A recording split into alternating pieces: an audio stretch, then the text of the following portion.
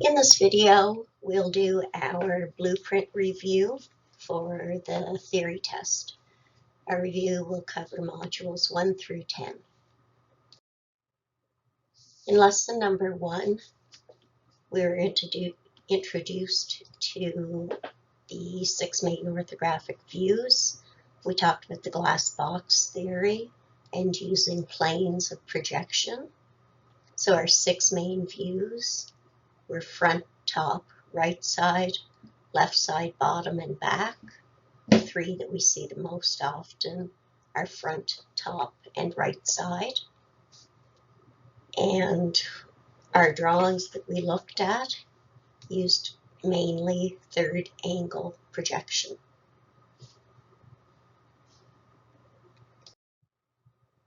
If we have a slanted or a curved surface that we need to get the true size and shape for, we can use an auxiliary view. To find out what's going on inside of a part or within another view, we can use a section cut. So section cut opens the part or the view up for us to see what's happening inside of it. Always follow the direction of the arrows and read the labels. Our alphabet of lines, we went through all of those, beginning with our object line. And don't forget your border line. You always have to have them outside of your drawing. You should have 4 of them to make sure you have your complete drawing. And the one sometimes people get mixed up on or forget about is your leader line. So your leader line is for your notes. So on your theory exam, you might get a small drawing with a bunch of different line types on it that you will have to identify. In lesson number 3, we looked at dimensioning. So the purpose of dimensions are to give the size and location of the part and its features. This is an example of continuous versus staggered dimensions. Continuous dimensioning is the preferred method because it keeps your drawing much neater and easier to read.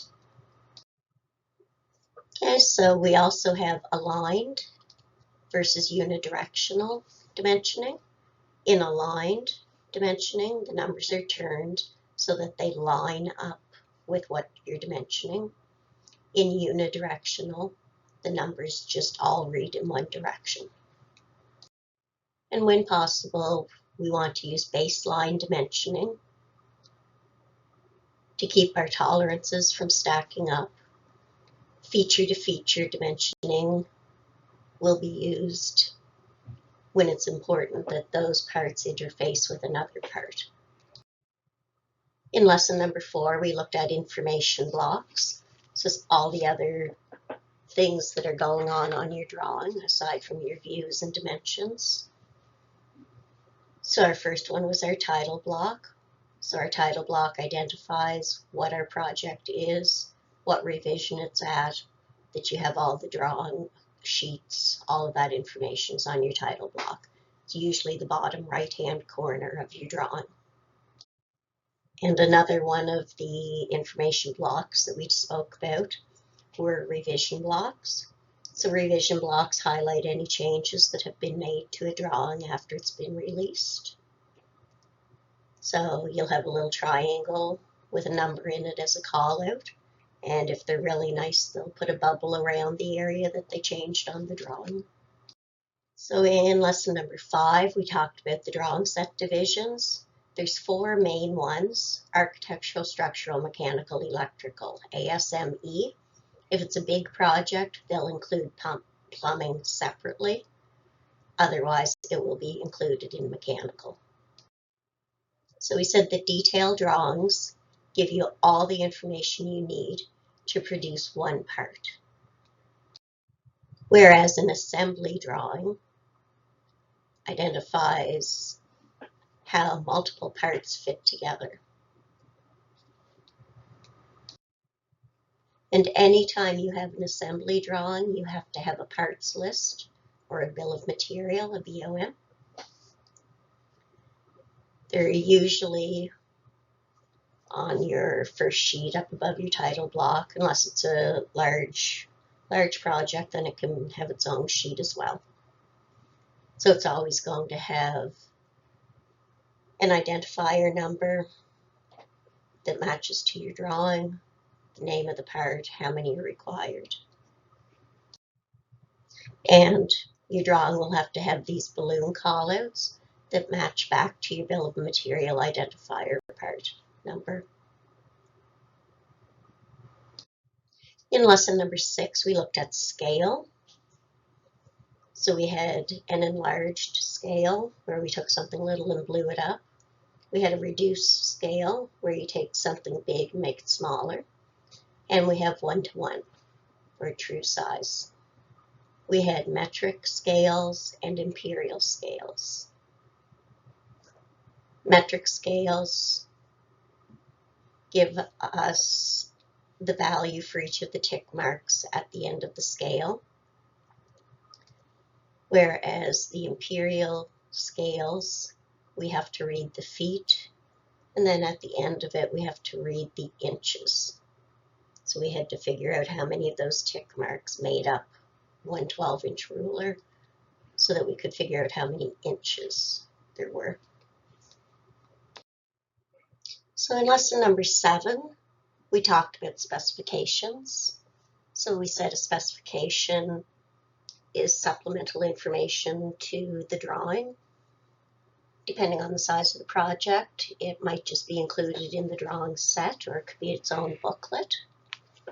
Specifications, when we look at the hierarchy of drawing information, so up at the top we have our code, then we have our architect, then we have any changes, then we have our specifications, and at the bottom is the drawings. So your specifications, we said, overrule your drawings.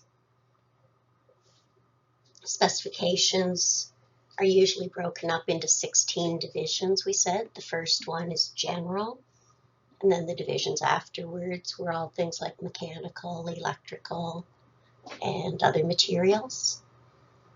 And we began to look at some diagrams and schematics. Second part in lesson 7, we looked at pictorial drawings. So lesson number 1, we covered orthographics, front view, top view, right side view. But in lesson 7, we learned about 3 types of pictorial drawings: oblique, isometric, and perspective. In an isometric drawing, an edge faces you, and the receding lines go back at 30 degrees. In an oblique drawing, you have a true face towards you, so the front view, for instance, is straight on towards you, and your receding lines go back at an angle, a constant angle, usually 45 degrees. And in a perspective drawing, none of the sides are true size or shape, but the lines recede back to a vanishing point. Okay, so in lessons 8 and 9, you did a lot of work with electrical, pneumatic, and hydraulic schematics and diagrams. There were all kinds of symbols there. So I said you don't have to memorize all those symbols. Remember, when you get a drawing, you want to look for a legend. But as far as symbols that you should know, these are the ones that you should know for your theory exam. So either screenshot that or print that out, whatever you want to do. But these are the symbols that you should focus on. We mentioned how to use reference bubbles if you have a big set of drawings to find your way through it. And remember to read the labels on your drawings to help you find what you need. So in this case, the number on the top is the name of the view, and the number on the bottom is the pages it's called out on, so where you'd go to see them. So that's our review of our Blueprints course, modules 1 through 10.